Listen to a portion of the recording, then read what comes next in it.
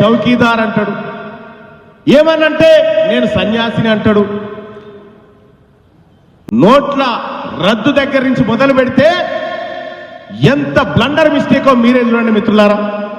మొత్తం నోట్లు రద్దు చేస్తే 2016లో పెద్ద నోట్ల రద్దని చేస్తే రద్దయిన పెద్ద నోట్లలో ఎన్ని తిరిగి వచ్చినాయి, ఎన్ని తిరిగి రాలేదంటే కేవలం 10,000 కోట్లు మాత్రమే తిరిగి రాలే.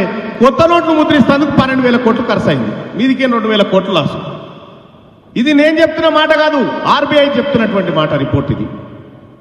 నరేంద్ర మోడీ గారి నిర్ణయాలు ఈ దేశానికి మంచి నిర్ణయాలు కావు. ఆయన చేస్తున్నటువంటి ప్రయత్నాలంతా ఒక డిక్టేటర్షిప్ ను తలపిస్తా ఉంది.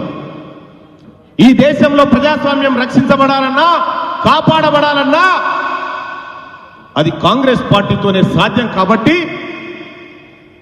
వరంగల్లో ఉన్నటువంటి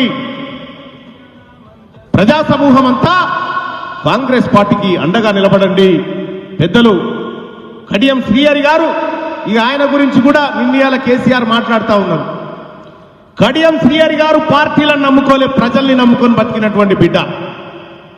ఎక్కడున్నా ఏం చేసినా అంతిమంగా నా ప్రజా ప్రయోజనాలు ముఖ్యం అనుకుంటున్నటువంటి వ్యక్తి. కాబట్టి వాళ్ళ కడియం శ్రీహరి గారు మేము అప్రిషియేట్ చేస్తా ఉన్నాం. ఎందుకంటే కేసీఆర్ అనేటువంటి వ్యక్తి పక్కన తులసి మొక్క లాంటి మీరు ఉండాల్సిన అవసరం లేదు అని చెప్పి నేను తెలియజేస్తా ఉన్నా.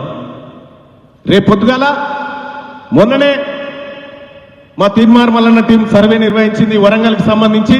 పార్లమెంట్లో 7.5% ఓట్లతోని కడియం కావ్య గారు ఇక్కడ టెన్షన్ గా గెలవబోతున్నారు అనేది మాకు తెలిసినటువంటి అంశం.